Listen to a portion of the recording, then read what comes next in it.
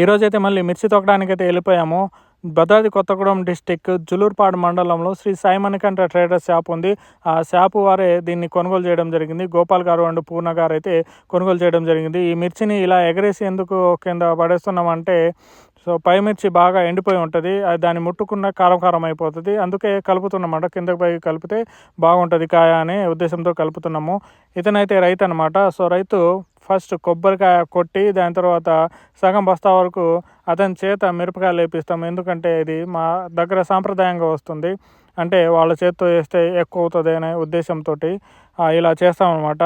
So పక్కన చూశారు కదా, ఇతను ఎప్పుడు కొబ్బరికాయ కోసం కోతి లెక్క కాచుకొని కూర్చుంటాడు అనమాట. కొబ్బరికాయ అండ్ నీళ్ళ కోసం. నీళ్ళు అయితే ఎలా తాగుతున్నాడు చూడు, ఎవరికి పోయకోకుండా. కొబ్బరికాయ కూడా అతనే తినేసాడనమాట, ఎవరికి ఇవ్వలేదు. చూశారు కదా, రైతు అయితే సగం బస్తా వరకు అయితే మిరపకాయలు అయితే పోస్తున్నాడు. నేను కూడా ఈ ముఠాలో ఉన్నాను కాబట్టి ఎక్కువ వీడియో తీయలేదు. బస్తాలు మొత్తం తొక్కేసాము. ఒక 55 నుండి 60 దాకా అవుతాయేమో అనుకున్నాము, కాకపోతే 55 అయినాయి.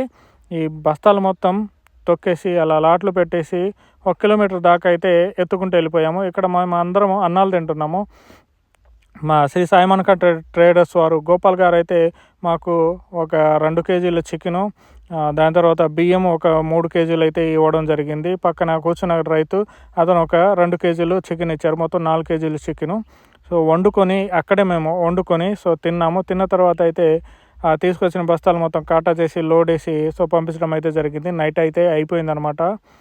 సో ఇదండి.